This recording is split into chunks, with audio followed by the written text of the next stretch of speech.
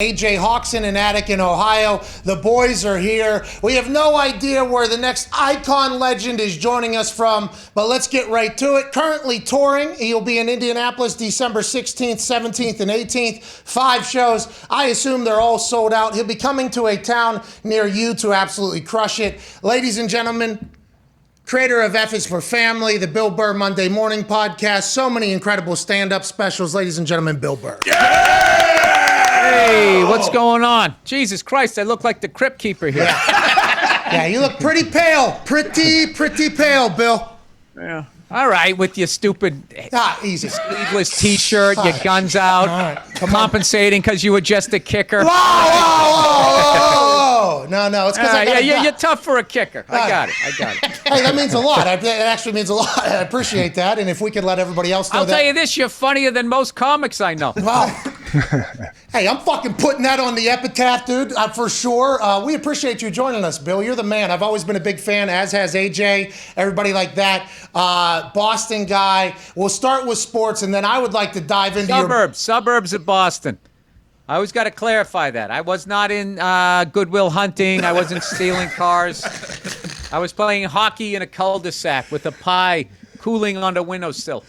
Okay. All right. So in the suburbs of Boston, in a beautiful neighborhood, yes. Bill Burr, you're a big Bruins fan. Is that your team? Yes. Patriots as well. You love all Boston teams, or is there one more so than the other? Probably it's a fight between the Bruins and the Patriots, but I think it might be the Bruins.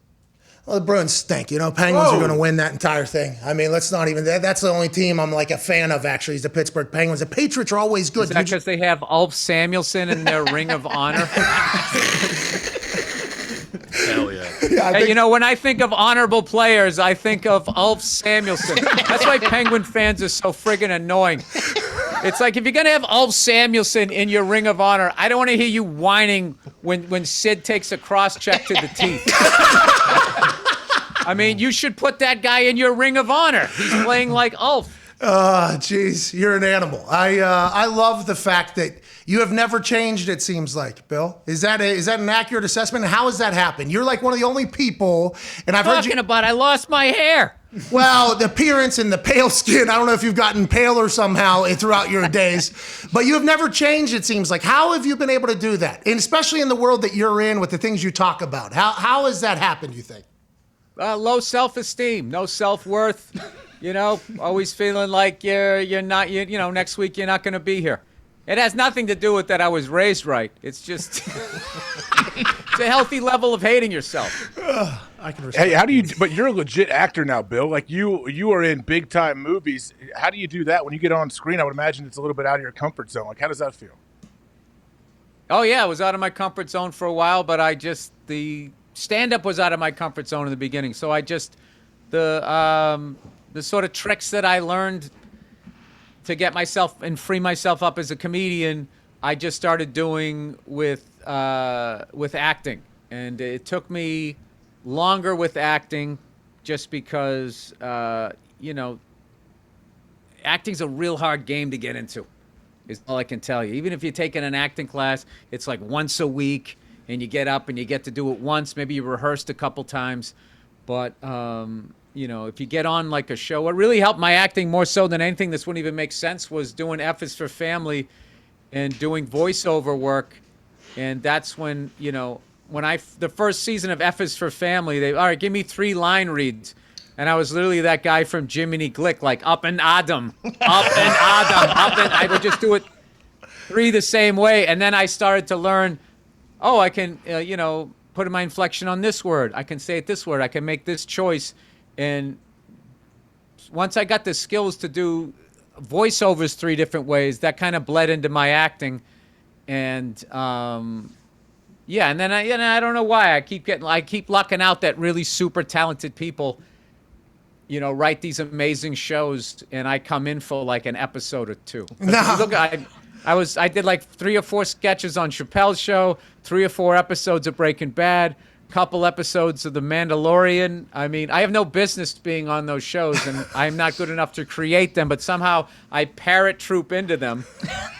And I get a little bit of everybody else, what they're doing, somehow people think I'm a part of it, and I'm really just saying what they wrote. Well, you say it in a beautiful fashion. I think a lot of fans of yours from your stand-up and following you get incredibly pumped for you when you get these opportunities, like in the fucking Mandalorian. I mean, who would have thought?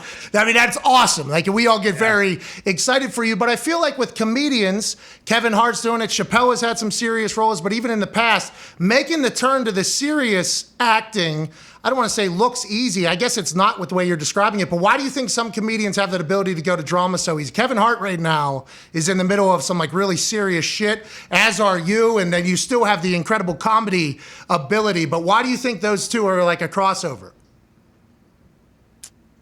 Oh, why comedians can do like dramatic stuff? Well, I mean, first of all, it's maybe harder for comedians to get that stuff because they just look at you like, the first thing they see you is doing stand-up. Oh, this guy's hilarious. I want to, she's hilarious. Let's get her in a rom-com or something like that. So I think what I've always found is that quality will get you there. So if you, with your acting stuff, like, you just have to go for something that looks like it's really written well, the people really know what they're doing, and there's a really good story there.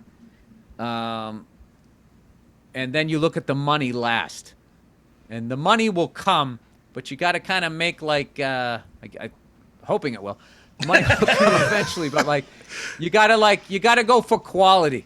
You know what I mean? It's kind of like, I guess in your business it'd be like, jumping on the free agent team versus something that, you have a good coach, a good GM, a good owner. The whole thing is there.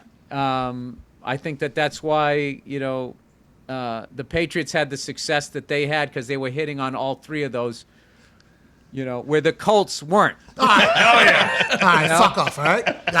Where you had an ambulance chaser for an owner. Oh, Jesus. Who was conducting his own investigation. No! But for some reason, we're being upheld by the commissioner, which is one of the most. I mean, that looked like an episode of Dukes of Hazzard.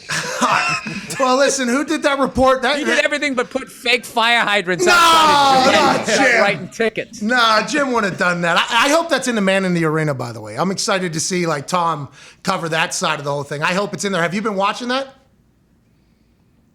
I don't watch anything. I watch sports and then that's it. And I got to be honest with you.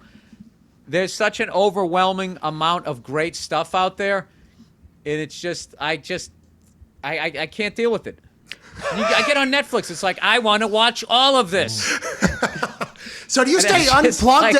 Do you stay unplugged to everything? I've seen you give an answer about getting canceled or something, and you said like by who? If you don't get on the internet, who cancels you? And that was one of the most profound things I've ever heard in my entire life, which I'm sure you hear all the time. I mean, I'm sure that is something you hear. It's real though. Yeah, I mean, well, they say somebody's canceled, and then they put their name up at a club and they sell out.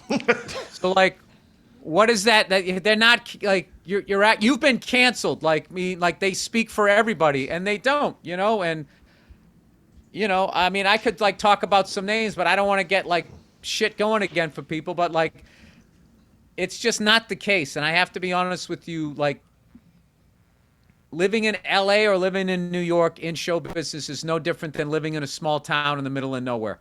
You have a very slanted perspective, and you have to go out and be amongst all different kinds of people, especially people that think differently than you, to really then maybe on a little higher level understand what's going on out there. But like, there's a reason why people in red states think Hollywood and New York City are out of their mind, and there's a reason why New York City and LA thinks that red states are just flyover states and you can blow them all off. It's because they don't interact. And real. Neither side knows what the hell they're talking about. The amount of people that shit on Hollywood and have never been out there is the same number of people that make fun of Des Moines, Iowa, that have never been there. Des Moines is beautiful. Des Moines is a beautiful place. Des Moines is beautiful. Not in February. No, That's when I used to do all my college gigs. That's when I finally understood Slipknot.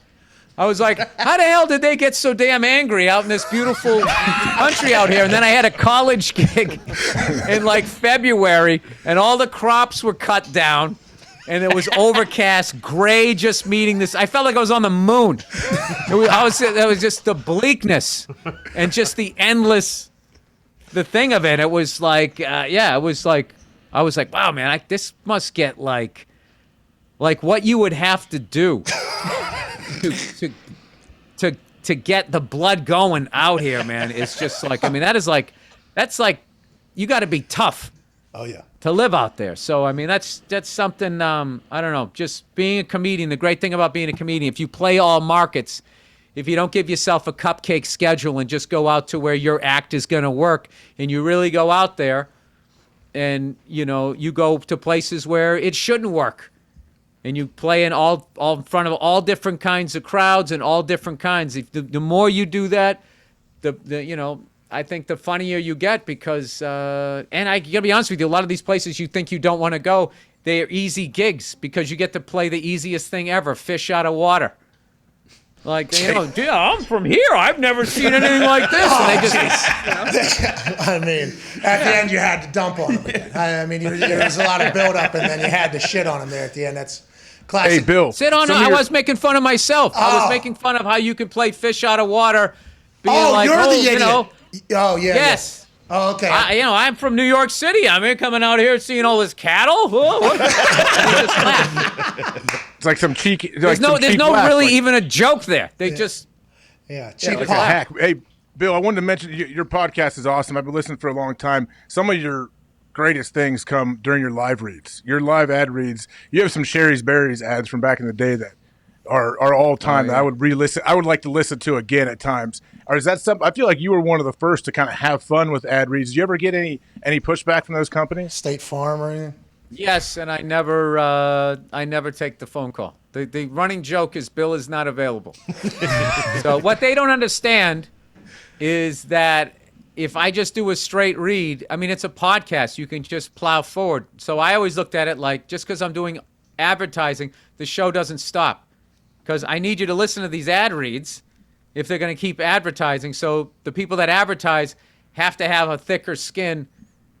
That we got like something. Me and Verzi do something on the Anything Better. There's some sort of thing like if you're having problems having an erection. Oh yeah, they Roman. send you and they send you this thing and they go, it's an unmarked package. Oh yeah, discreet. So like the Joe, hey, his dick doesn't work. You throw that in there, that keeps people laughing and listening, and they'll listen to the advertising, and then if they need it, they'll buy some. Yeah, For some reason, certain companies don't understand that. Like there was one called Nature Box, and I was for some reason misreading it as Nature's Box, like possessive. So I go, oh, geez, they're talking about Mother Nature's clam. Right. Well, look at this. You guys are all laughing, and you're going to listen to the whole thing and possibly get it. They did not see it that way. We agreed to disagree. We had a couple of those. State Farm was on one show. It was awesome. And we appreciate you trailblazing. The bill is not available, works because you're Bill Burr. It doesn't necessarily work for us. I do see the emails, and they are not exactly thrilled with everybody's input. I want to kind of... They just have those people that just justifying their death. Oh, no shit. I mean, we could go in on this, Bill, if we wanted to. We do not have enough time. These motherfuckers are the worst. They're stupid. They're the dumb fucking if they don't worst, think so. Bill. They are the worst. I mean, it is... I mean, you're a trailblazer. If they would just understand how dumb our audiences are, they would just let us do what we do. Yeah. Well, anybody should let you do what you do. And which leads me to this. You and Chappelle at a very interesting time, I think, in stand-up comedy in the world, felt like with his Sticks and Stones and your Paper Tiger release kind of back and forth, it was almost like a shot, I feel like, at the entire state of the world. Did you guys have a conversation about that? Did you know that that's what you were going to do? It was almost like you guys had to and you're the only two that could do it, to say hey, this is how. That's all of that. None of that is true. We did have no conversation and everybody can do it. This is a time to be irreverent and it's also a time to be empathetic. And you have to know how to do both. And these these people that are on the extreme right and left, I think only represent about 15% of the population. And anytime you're hardcore or extreme, you inevitably become intolerant. So, I just feel like 85% of the country on the right and the left is kind of sitting there like, when are dad and mom going to stop screaming at each other? And the thing is I don't do anything in my act that's malicious. I'm not going out there to hurt anybody, but like I also have the right to say whatever I want to say and say it the way I want to say it, and that's it. I'm not saying that I ever haven't made mistakes. I mean, there's times I've pissed somebody off or made somebody cry, and if they come up and they have a legitimate thing, then I'll apologize to them. But I'm not apologizing to a bunch of fucking people because I told a joke that they weren't at. Well, I told a joke at a show you weren't at. Like, all right, so like, how is that my fault? But then I understand, I guess, with like listen, I never had anything like Dave had. Dave had basically the comedy Cuban Missile Crisis, for 10 days of, whatever that was. But like, I think comedians are easy targets, whereas they don't. There's a whole bunch of stuff that went on that barely got any coverage. Pharmaceutical companies came up with synthetic heroin. How many people did they basically murder? Murdered them. But they advertise on these big news corporation channels, so they're not going to get in trouble. Comedians don't advertise, so I do a Caitlyn Jenner joke in a strip mall, and they act like the friggin' sky is falling. Yeah, I could see how it's safe outrage. Mm-hmm. It's absolutely 100% safe. They're not going to talk about that swirl of trash out in the ocean. They're not going to talk about banks and oil companies, running our foreign policy. They're not going to make fun of the NFL, acting like they're being patriotic while they're charging that branch of the military for a commercial. But if I'm at the game and I don't take my hat off, oh, you unpatriotic? It's like you're making money off of these people. You're saying you got me on a rant here. You're saying so, Bill. You're saying it's interesting what people pick and choose to be openly outraged about, as opposed. Aren't they virtue signaling, Bill? Trying to say like, "Hey, I'm better than this person," or "Look how good I am." Yeah. I don't use any of those sayings, social justice warrior, virtue signaling, any of that. No, I just think that it's I don't think that people that do stuff like that, they don't believe that stuff, but I just feels like the level of coverage that it gets. I always compare it to like a tornado just came and blew down your house, and your focus is we need a new toaster. Okay? It's not like we don't need a new toaster, but shouldn't we build the fucking house here first before we start talking about appliances? Yeah, like the sleep with a It was roof. like 130 degrees out in like half a dozen cities. That's literally too hot to go outside. We have to fucking do something, and we're going to spend our time flipping out about stand-up specials. All right. I mean, you can do that. I don't think that, Hey, you haven't spent much time thinking about this, huh? Not at all. This is all just right off the cuff, huh? I mean, basically, yeah, it's that much common sense because I'm in it. I mean, you're the one who's sitting there. Did you and Dave call each other before your specials and saying we're going to do that? I mean, yeah. That's real, though. Hey, that's real. Typical fucking Indianapolis. No! Whoa! Look, I'm not from here. He's going to try to get me suspended. No, cancel. Indefinitely will be the word. No, but it was, as an outsider looking in, as big fans of all of you, and I think it was the Comedy Store, right? The Comedy Store is where you all were hanging out there for a while. It looked like the best place of all time. It was like Chappelle, you, Rogan, Hart, they were like hanging out. Kreischer, Segura. It was like all the comedians basically that you ever hear of were getting. But was that the place, Comedy Store? And I think like the specials. Oh Jesus Christ! The specials. Yeah, it was very special. It made me drool. The specials came out after that, so I thought there was like a potential. Like, hey, we're the only ones that could do this. And Netflix, I mean, they were like, hey, here you go. You guys can do whatever. That's been great support by them. But that's why I thought that. It wasn't like I'm reading into the headlines that you two are trying to take down the fucking world, dude. No way. Yeah, I know. That was just everything that people always attach to it. But like Ted Sarandos has been huge. And for everybody. He's been huge for everybody. He has stood by everybody. If he signs on to do your special, that guy, no matter where you're at, he stands by everybody. And I feel like there needs to be, I'm very thankful that guy is wired the way that he is wired, because I really feel like people going around and telling comics what they can and can't joke about. I mean, the amount of people who do that who aren't even funny is hilarious to me. That would be like somebody tone deaf telling a musician what notes they can and can't play. It's like, can you even write a song? Like how do you think he's able to do that? Says that to me, I go, you know what? Do me a favor. Tell me a joke. I want to gauge what level funny you are to see if I should actually listen to your constructive criticism of my shit jokes. Oh, that's awesome. What a way to How is he able? How can he stand up, though? Ted Sarandos, he runs Netflix. How is he able to stand up? There's other people that probably want to, but they feel pressured and they can't. Or they won't. They don't have advertising. Mm-hmm. They don't have advertising. People get like offended, and then it's a like.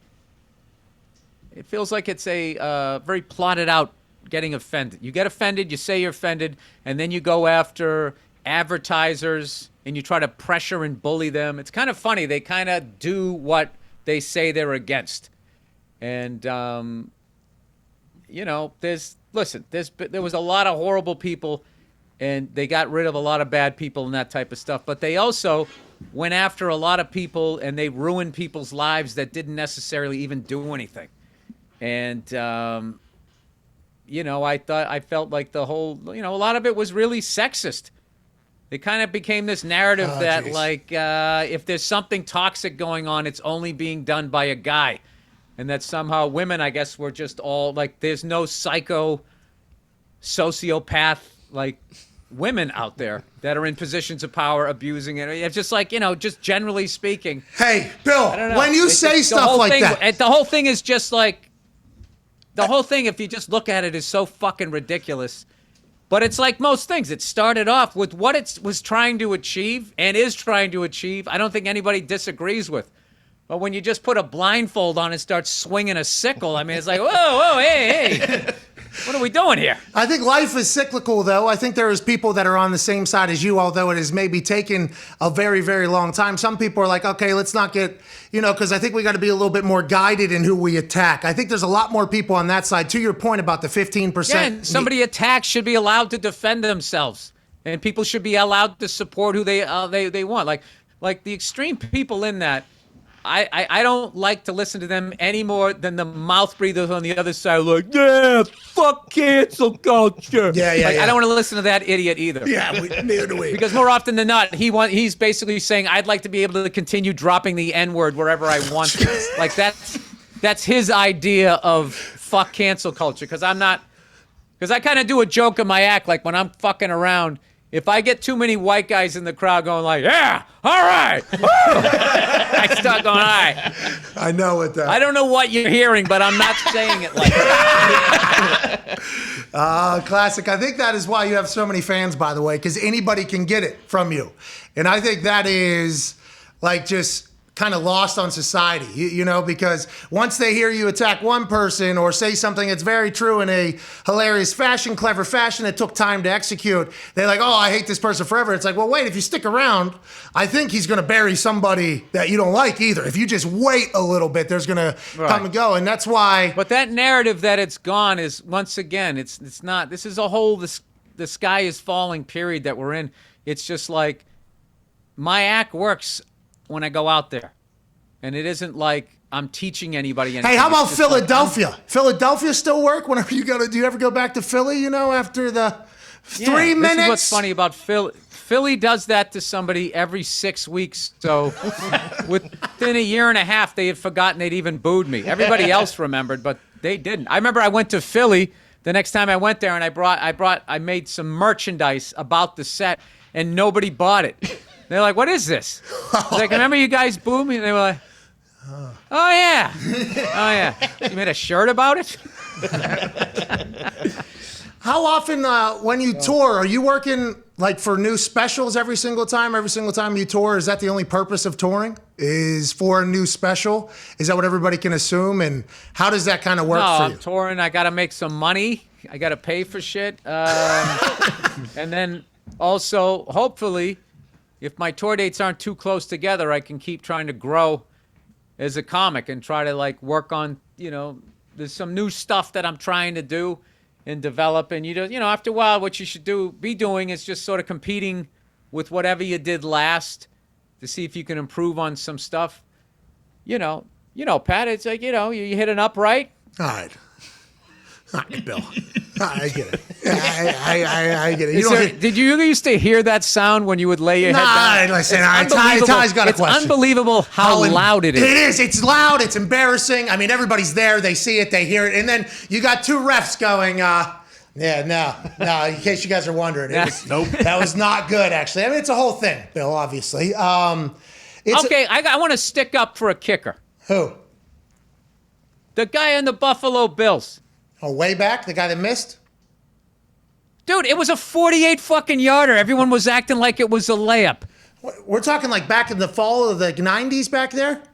Yeah. All right, I'm happy you're sticking up for this guy. It's been a long time this guy's been taking a lot of heat, Bill. He's the fucking Steve Bartman of field goal kicker. He got screwed. He wasn't nervous. He wasn't scared. It just didn't hook back in. It's unbelievable. Yeah, I don't understand. All right. I don't understand. Go ahead, Ty. Bill, talking about your acting career at this point, like, do you seek out anything, or is it basically, like you said, like when people First of all, who the fuck are you? Hey, that's Ty. Where did this come from? Did I just change shows? Yeah, there's a crew. You got a crew here, Bill. Ty. You let interns ask questions? No.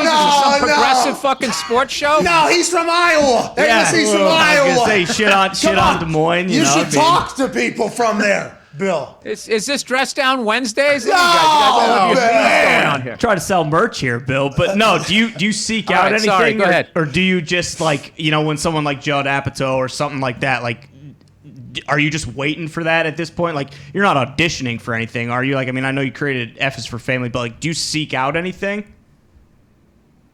Yeah, if I see something on TV, look at me wearing the merch right here. Reservation Dogs. Oh, is it Dress Down Day? That's a great hoodie. Is that a zipper? Oh, yeah. Love that. I'm in my house. You're right. I'm at work. Okay. Yeah, you're right. That's on me. All right. Next time I'll wear the. You're dressed like the guy in every coming of age movie that's dating the cheerleader and treating her like shit. No. Different costume. What? I thought I had a jacket. I don't even have something else, when you get an agent, your job is to communicate to them what you want to do. And I fortunately have a stand-up career, so I can be picky. So I don't have to do stuff if I know I need to keep my health insurance. A lot of actors, people will judge what the hell was he in this piece of shit for? Or she was in this thing. It was like because they had to keep their insurance and they got kids. So they said, fuck it, I'll do it. So I've been lucky enough that, I got a great agent, picks out great stuff. And if it makes sense, if I can fit it into my schedule. And I also, another thing too, is I feel like if it's something that I can do that's going to let me do something a little different. Because I learned with like trying to build an acting career, it's like building a wall.